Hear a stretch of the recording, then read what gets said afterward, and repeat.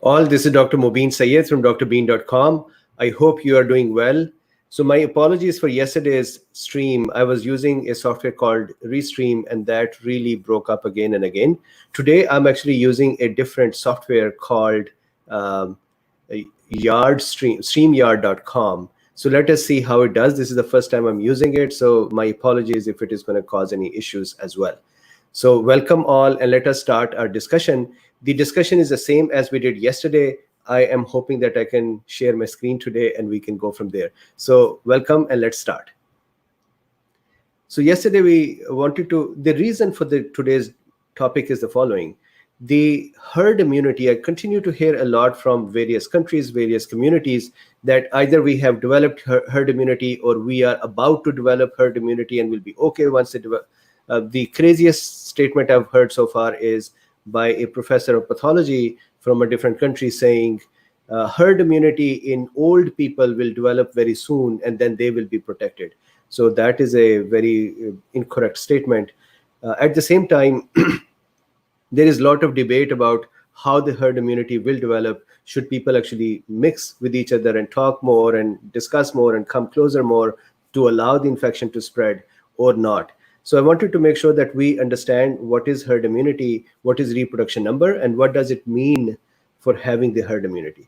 The second part that I want to make sure that we talk about is the antibodies. Nowadays, because the disease has progressed so much and the world has reached a point where we are waiting for vaccines to be here very soon. We are waiting for the antibodies to have developed in the folks who developed the infection. We are trying to see that antibodies are staying in the people for a long time or not, as there are some news that there are some studies that the antibodies start decaying earlier. So then there is a lot of discussion about immunoglobulin M and immunoglobulin G and E and A and D. And I wanted us all to know, what does these immunoglobulins mean? What are these different immunoglobulins? What is their function? How are they produced? There is a concept called class switching or isotype switching in B cells. So we are going to focus in on that. And finally, one last topic I wanted to discuss is the Remdesivir. India saying that Remdesivir has caused a lot of liver issues. Although Remdesivir, Gilead has announced that in their page, that it can cause liver issues, but India is looking into it, that it is causing liver issues. So I'm going to look into that. And if I remember, please, if I don't remember, please remind me. If I remember, I want to also talk about the decoy cells. There is a new research, and there is a startup in here in the US, which I think somewhere near my home, where they have made decoy cells, the fake cells that are going to sponge up or mop up the virus itself and take it away. So I want to make sure that we look at that technology as well and see what they're doing and what may be the pros and cons of those technologies. So with this, if you are ready, let's start. I'm going to share my screen. So here is the screen, and let's start. So first of all, herd immunity. The concept of herd immunity is simply that in a society, in a community, there have to be enough number of people who have antibodies against this specific pathogen. For example, nowadays we're talking about SARS-CoV-2 or coronavirus disease.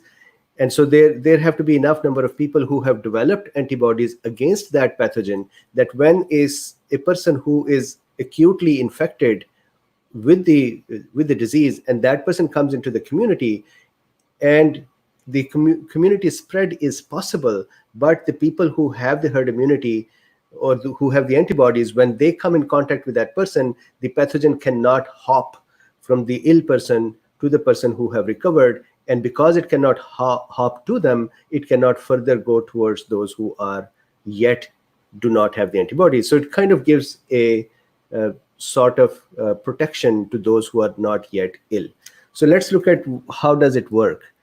So let's say we have a community, and this community has, so with this, one more concept I want to make sure that we understand is the R naught, or the reproduction number. The reproduction number of a disease simply means that from one ill person, one person who has become infected, how many more people can be infected by that one person. In case of coronavirus, it is anywhere from 2 to 2.5. In the US nowadays, the reproduction number is somewhere about 1.5. So it is reducing. So one person who is sick, if let's say it is coronavirus, and if we take three, one person will make three more people sick. When the R naught is greater than 1, so here, when the R naught is greater than 1, that means the disease is spreading and is increasing. When R naught is lesser than 1, that means that the disease is not spreading at all. It has stopped spreading. And when R naught equals 1, so I think I circled. When R naught equals to 1, that means that the disease is stable. One person is making another person ill, but it is not more than 1, so it is not exponentially increasing. It is just stable, and it is going from one to another. The normal approach for the epidemiologists is that they are hoping, they desire that a disease that has a pathogen that has an R naught of greater than 1 start having an R naught of 1. Of course, if the R naught is lesser than 1, that is even better, but R naught of 1 is the goal. So now how does that help? So imagine that here is the community again, and we have one person who has the infection. So let's say that is the person A. That person A is now going to give infection to 3 more people if the reproduction number is 3. Now from all these 3, they are going to then make 3 more people sick as well. Each one of them is going to make 3 more people sick in turn. Correct? And there can be a specific time interval. It can be, for example, when the coronavirus had started in the beginning, the population infection count doubled every 3-4 days in the US. And in some countries it was 10 days, and in some countries it was more. So the time is a factor as well. But here we have one person giving to 3, and then those 3 in turn giving infection to another 3, and so on, and this cycle continues. Now imagine if we want to protect this community, and we want that this spread goes down to 1, the R naught becomes 1. That means that if we take the same community again, and if we have this one person who is infected visits a community, and in that community, let's say there are 3 people here. If we just want one of them to become sick, that means, and it's not that if we want one of them to become sick, if the R naught has to be 1, that means one person should only be able to spread that to 1 more. That means that the other 2 here have to be protected. Now their protection can be by vaccine, or their protection can be that they had already become infected, and then they have already become infected, and so when the infection transmits to them, nothing happens. So I'm just going to quickly look at some of the comments here. Please look into the comments I posted. This is not what you and all of humanity has been led to believe. Does recover. Okay, so JR, I would look into that comment. Thank you very much. Okay, so similarly, let's say this is the other person who is also immune. They also have the antibodies. So now in this little setup, one person who is ill and who is visiting this community is only going to be able to make 1 more person sick or spread it to 1 more person. So now this community's R naught is 1 because there were 2 people out of 3 that were already immune by either they had the exposure to the virus before or they had the vaccine. Now, this is where I want to come to this formula for the herd immunity. And this is an epidemiological number. In practice, let's say there are 1 person comes in and he meets 3 people and all of them do not have the immunity, then they all can become sick. So it is not going to be that every 3 people would have 2 who are immune and 1 who is not.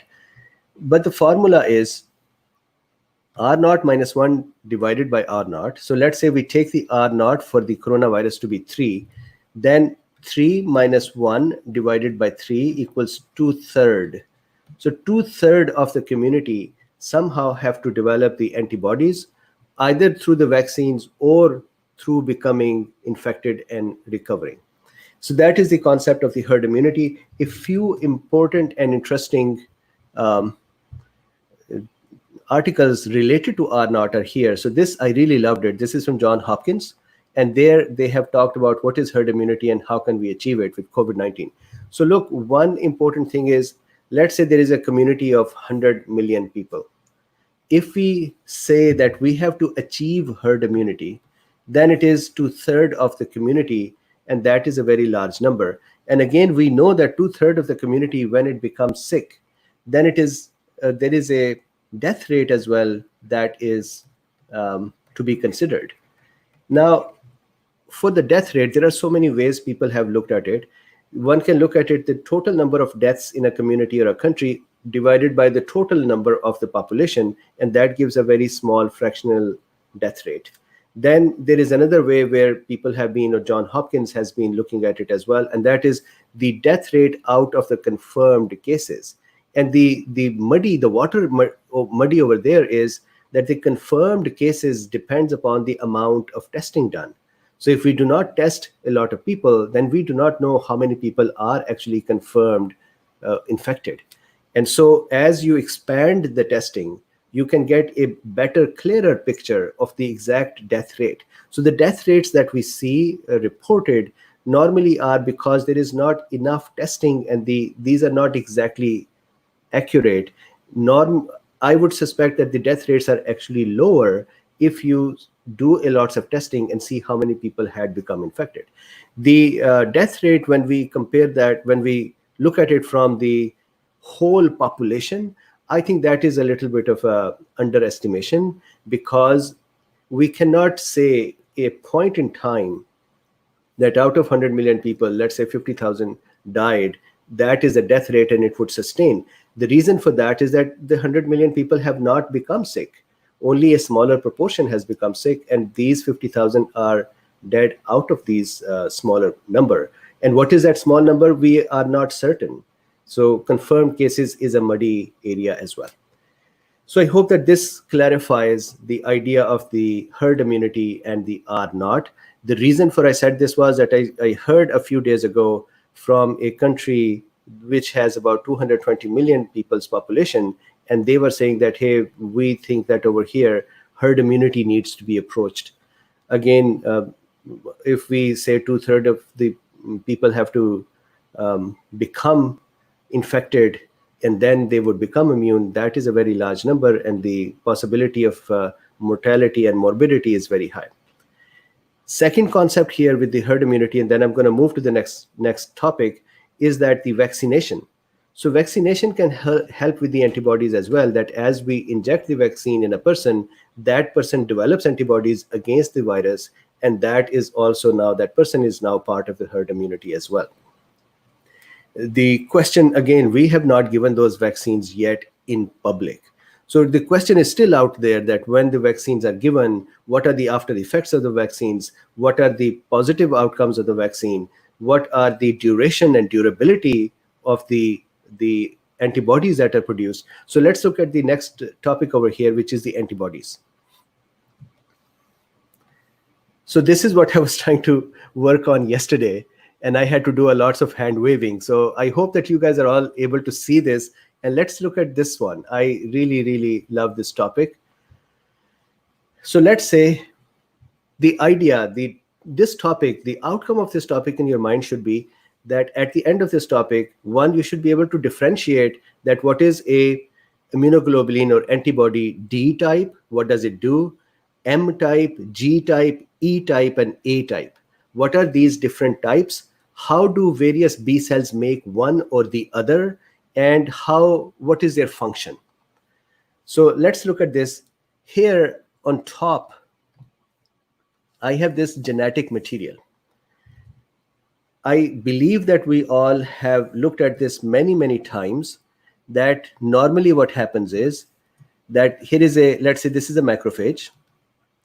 A macrophage eats up a pathogen, then it connects, the macrophage connects or presents that antigen to a naive T cell, which doesn't know the purpose in life. And then if there is interleukin-4 present, then in the presence of interleukin-4, the naive T cell would become T helper 2 cell, and the T helper 2 cell in turn will release interleukin 4 and interleukin 5. That would cause the B cells to proliferate. That means there will be many daughter cells created for the B cells, plus the B cells would start creating immunoglobulins. And these immunoglobulins or antibodies can be of various types. It is possible that this B cell here is producing IgM, and this B cell over here is producing IgG, and this B cell over here is producing IgA or IgE, etc. So this pathway, we have discussed it many times. Today, what we are going to do is we are going to look deeply into the B cell itself. And we are going to look at the genetic material of the B cell. And then we are going to look at how that genetic material is manipulated by the various cytokines to allow the production of various kind of antibodies. So that is where we are going right now. So imagine now that in this cell here, in a B cell, this is the genetic material which, when translated, gives rise to an antibody. So this material here, this genetic code here, gives rise to an antibody. Now, if you look at this code, there is an initial part here which is called VDJ, or variable region, diversity region, and joining region. This region makes the parts of the antibody that are light chains which bind with the pathogen. So this makes primarily the binding areas. So if I make an antibody over here, in this antibody, this top part, two of them are called the binding regions. These are the ones that bind with the pathogen or various parts of the pathogen. So let's say the S protein of the pathogen is binding here. So this part or this area is coded genetically by the VDJ region. Then this part here is called a constant or heavy chain. This is the constant part of an antibody. It is also called a heavy chain of the antibody. This heavy chain is usually this much, one heavy chain, and this is another heavy chain. And then these two are the light chains here. So the heavy chains or the constant regions can be of different types.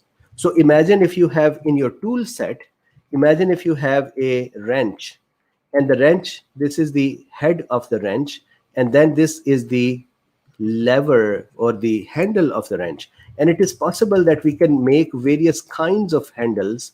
We can attach various types of handles, while the wrench variable region or the binding region stays the same, but the handle part becomes different.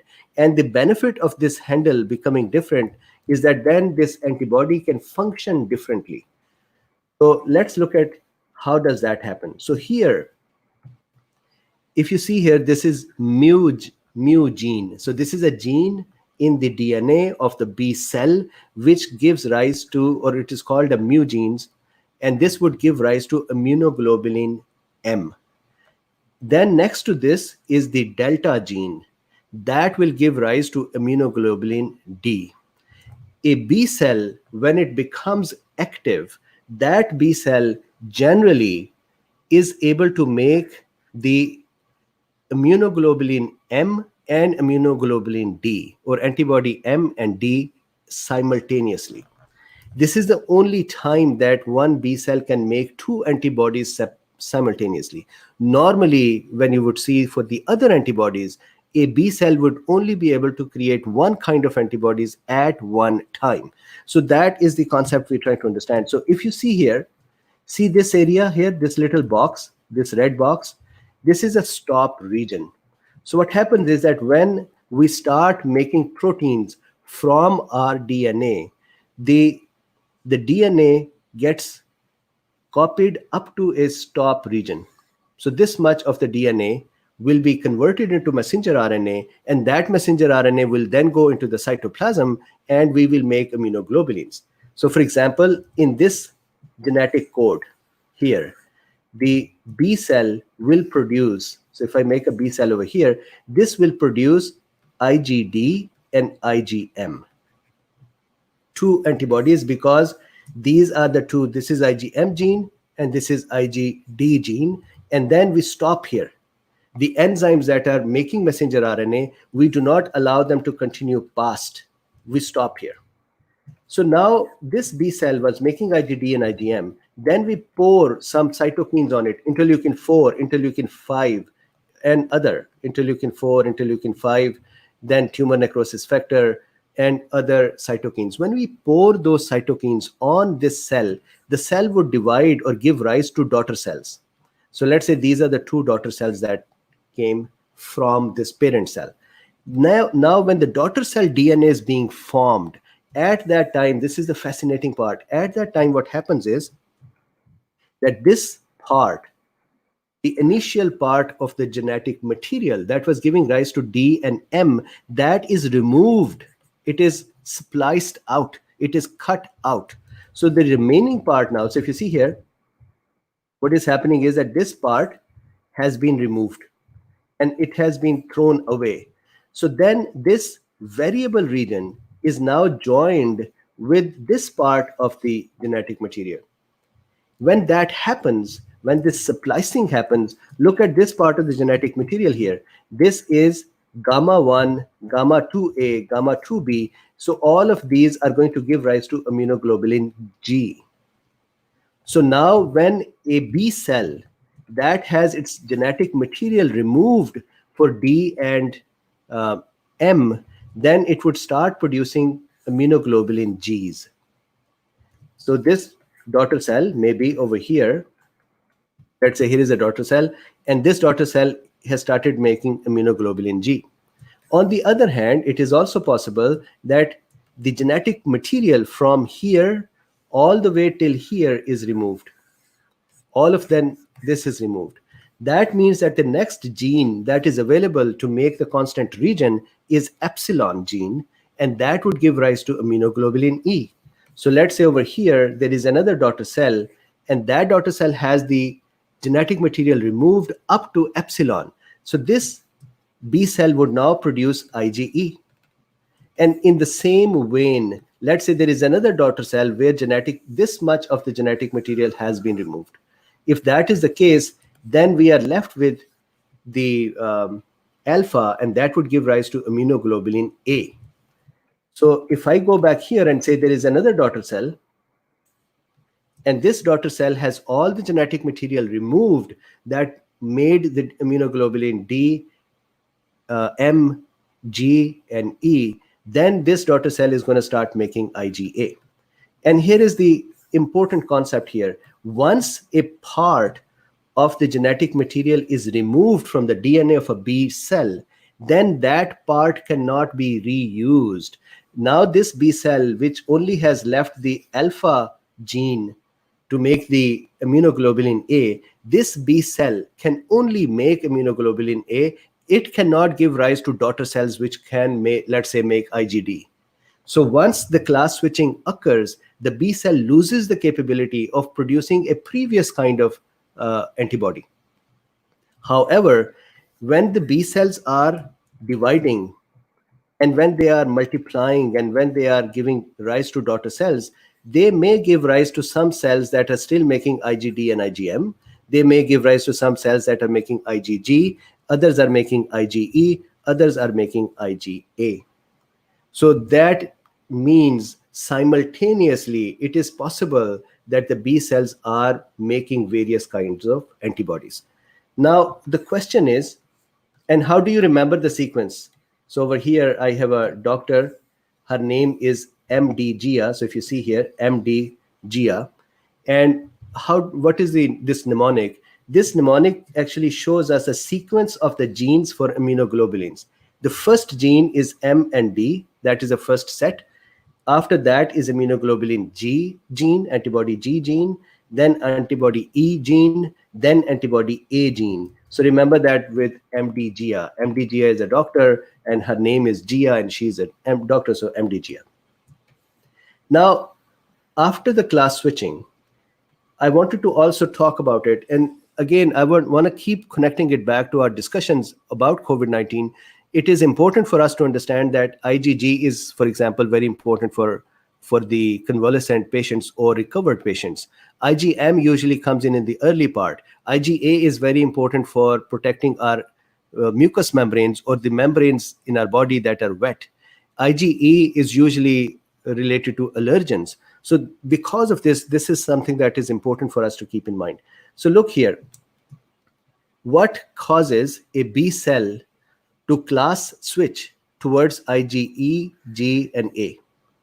So presence of interleukin 4 causes a B cell to give rise to daughter cells that will produce IgG and E. Presence of interleukin 5 causes the B cell to do the class switching to start making IgA. And once again, it is important for the cells to make these things. It is not that making them is just B cells are just having fun. They're just playing and they just want to do it. That's not the case. B cells have a function. They want to protect whole of our tissue, including our mucous membranes, including our blood, including our tissues. So they are making various kinds of antibodies. And here, if you see down here in T helper 1, when T helper 1 cells secrete interferon gamma, that causes the B cell to class switch to IgG type 3. And similarly, when T helper 1 cell release tumor growth factor beta, then the B cell class switch towards IgG type A. And then finally, when T regulatory cells, he looks very cute. I thought that I would make him sidewise, so he's a little sidewise, and he's happy as well. So T regulatory cell, when that releases interleukin 10, that causes the B cell to give rise to daughter cells that will be able to make IgG1 and IgG3. We can call these various IgG types to be IgG. Now the next question. So I hope that the concept of class switching is done. Now the next question is, what are these antibody types? How are they different, and what is their functional difference from each other? So look at the top here. The B cells that are present in our spleen, these B cells give rise to IgM type antibodies. So if you see here, this is IgM antibodies, and if you look closely, you would see that 5 of these molecules have joined together to become a pentamer. So this is a 5 immunoglobulins bound together. This is called a pentamer. This is an IgM pentamer. This is the first antibody that starts becoming released from our active B cell. This is why whenever you would see antibody research or study, you would see that the first thing that would appear is IgM. IgM is very interesting because it is an immediate response. And again, immediate is a relative term over here. The B cells start becoming active and start making antibodies anywhere between 1 to 3 weeks, 7 days to 21 days. So it is not that immediate means that today the virus came into somebody's body, arrived in that person's body, and tomorrow they're making antibodies. No, they would take about 7 days to 21 days to start making antibodies. But the very first antibody that would appear will be IgM. And the pentamers of IgM would appear there. We in medicine say that these are like mops. These are like vacuums. They are going to go out and take the virus and clean it out very fast. Why would they clean them out very fast? Because every molecule of the antibody here in this pentamer has 2 binding sites. So let's say we look at this one molecule. It has 1 binding site here and 1 binding site here. And there are 5 molecules in this pentamer that have 10 binding sites on them. So every time this cluster of immunoglobulins would go there, they would bind with at least 10. And now imagine we have millions and millions of these clusters. They would mop up, they would vacuum clean many, many viruses. So this is the IgM. That is an immediate response, so the first response to the virus. Then the other antibodies that are produced are IgD. It is produced as a monomer. Monomer means one lone antibody. Similarly, IgG, which is the most important immunoglobulin, this is immunoglobulin or antibody that would live longer in our body and continue to to protect us for a longer period of time. So this is the IgG. And one clarity over here, and this is a question that many people have asked me, they think that it is the immunoglobulin that is going to live in a person for 3 months or 6 months or a year or 2 years. That is not correct. The antibodies, when they're produced, within 4 to 6 weeks, these molecules degrade and break down and they are destroyed. So we have to have the memory B cells. We have to have active B cells that continue to produce these antibodies on a regular basis. So when we say that IgGs are produced for months, that doesn't mean that IgG, which was produced the first day, is staying for months. It is the IgG producing cells are present and active for months or years. Unfortunately, so far the studies are showing that the active B cells for SARS-CoV-2 start reducing their production of antibodies after 3 months. That is a little concerning. I still have to look more into this data because I'm still in a disbelief. The older cousins of this virus, the coronavirus, for example, SARS-CoV-1 or MERS-CoV, they used to have antibodies, or the B cells that would produce antibodies against them, for 2 years to 3 years. So here we're looking at studies that are saying 3 months, and then the decline starts. So that, of course, makes me concerned and curious as well to continue watching this area. Then is the immunoglobulin E.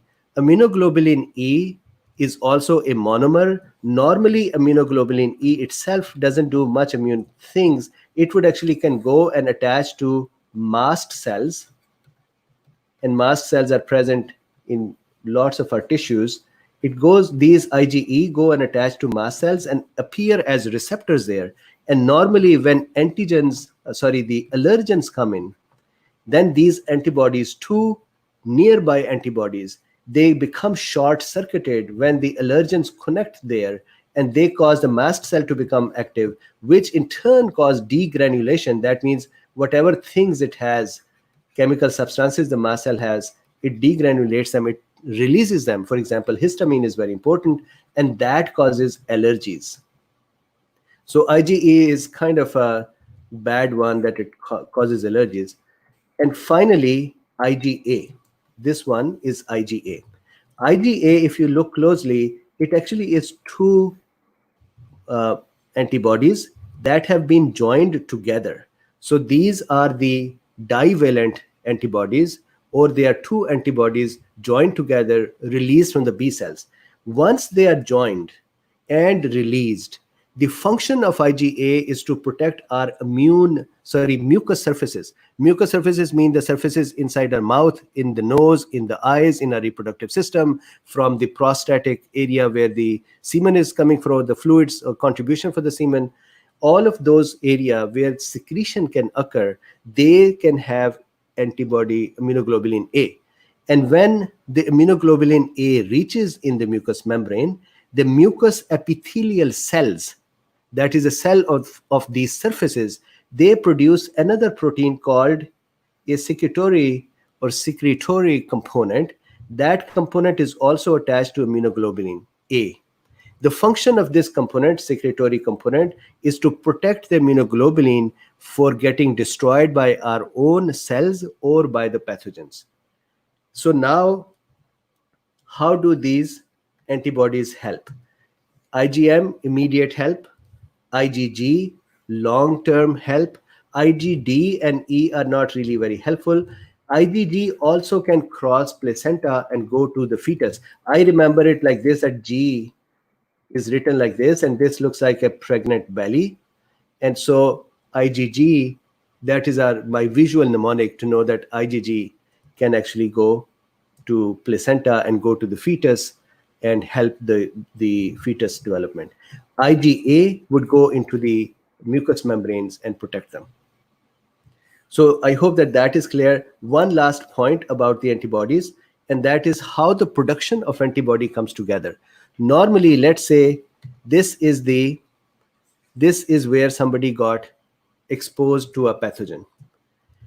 Usually the IgM is the first one that appears within 7 days to 21 days. Then IgM peaks, and then it actually goes down. IgM usually disappears within a few weeks. Then during that time, IgG start production as well, which is because of the class switching of the B cells. And IgG production peaks in a few weeks, and then it stays available for a long time. And again, you know that why it is staying available, because there are B cells that are active and that continue to make IgGs. It is not that one IgG is just living for a very long time. It's the cells, the memory cells and the active B cells that are making IgG for a long period of time. In case of SARS-CoV, what is interesting is that the production of IgG and IgM starts together. That is a very interesting phenomena. Normally, production starts with a delay, but here the production starts together. So that is the IgG and IgM and the class switching. I want to now talk about two small topics which are interesting. One topic is that there is I saw that study today. There is a startup. What they have done is they are saying that we have made decoy cells. And what does that mean?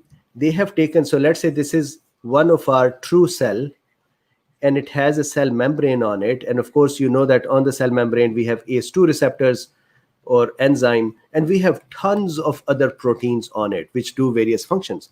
What they did was they take this cell membrane,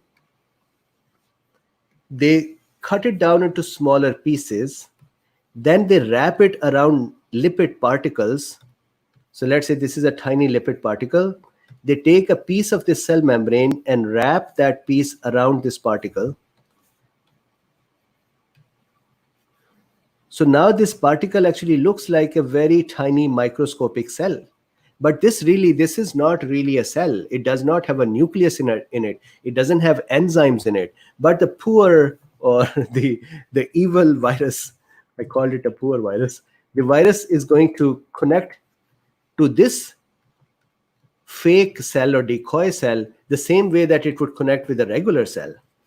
And it would enter this cell, and this fake cell doesn't have anything in there. So virus is now just got itself into a prison. So now the virus is sitting in here, cannot do anything. There are no enzymes, there is no nucleus, there are no ribosome, it cannot replicate any further. And then we would hope that the macrophages, our macrophages, would come and eat up this little particle with the virus and clear that out. So they're calling these decoy cells or decoy particles as the mops in our body to sponge up the virus. The things that are interesting for me over here to think about are the following.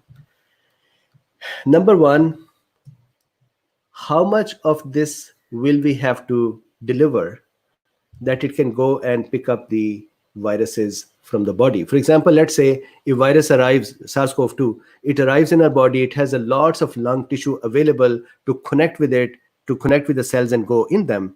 Now, how much of these decoy cells do we have to give that can mop up all of these viruses? Do we have to create a IV infusion with a liter bag of these cells and inject them? Or can we give a smaller dose with a syringe into, let's say, intramuscular or intravenous? So that is one question. I do not have the answer for that. The second question is that these biodegradable particles, what will make sure that these will not degrade before they have gone and eaten up the virus? What will make sure that these are not eaten up by our immune system before they can go and eat up the virus? What is the question here? What is the another question is that would these go and sit in liver or spleen or in other tissues, and would they accumulate there? If they would accumulate there, would they break down at some point and go away and disappear? And the most important question that I have, and again, please don't take me as someone who does not like the new technologies. I love them. If the new things were not happening, we would not have aeroplanes, we would not have gone on moon, we would not have done all the things, the modern things that we have done. So these are very welcome things that are happening. I'm just putting my thoughts out that remember that they are manufacturing these particles, decoy cells, with the membrane. Whose membrane is that? If this is a membrane from a cell from, let's say, a donor who donated their cells, and they manufactured the cell membrane from that donor's cell. Now, if they inject the particle from that cell membrane into me, then my body can react. So, would they have to do some blood typing to make sure that the two tissues of two people are histologically compatible or as much compatible as possible, so that the particles, when they arrive in our body, they do not um, they do not kind of cause reactions. So similarly, there is a question here. Diversity Love says, decoy cells from pig or sheep, intestine or lungs? Possible, but would they take my own cell and make decoy cell from it, or they're going to take it from a pig or a sheep or a horse or some other thing, and would my body reject it or not? So this is another very interesting thing. They actually believe that they need to go in trials very soon. They feel that these decoy cell can deceive the virus into entering into them and not cause enough harm to our cells, which is excellent. And final discussion that I wanted to do today is the remdesivir. So there is a news from India that remdesivir has been causing liver damage in the patients, and they are looking into it, that what kind of damage is there, and the drug has to be stopped. Some of the folks tweeted to me and they said, look, remdesivir is, they are being sneaky, that they did not tell that this is the kind of things that are happening. I went into remdesivir Gilead site, and I did see that buried somewhere down on their page about the remdesivir and the COVID-19, they have a paragraph in which it says warnings, and there it says that remdesivir can cause liver damage, and if it happens that when you are giving remdesivir, make sure that you monitor liver and renal system, and if there is any damage that you observe, then stop it immediately. So still, I haven't yet seen enough studies that are very promising for remdesivir, and this is one thing that I wanted to share with you as well. So this is the discussion for today. I hope that StreamYard has been a little bit more stable than the Restream.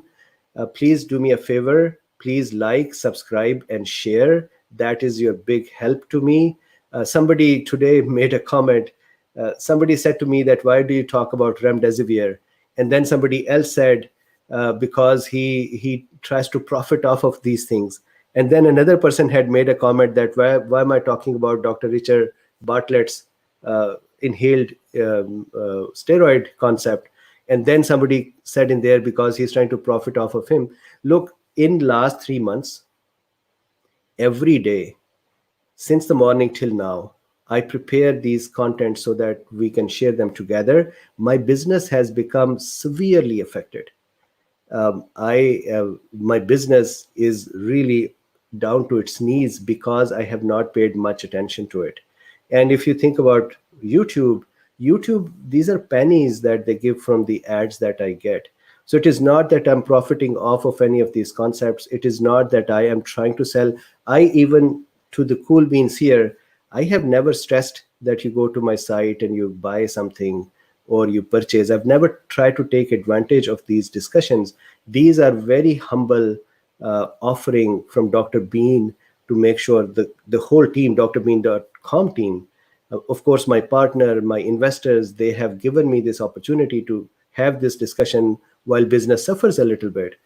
And this is just a contribution. This is just a service that I think is useful at this time. It is valuable at this time.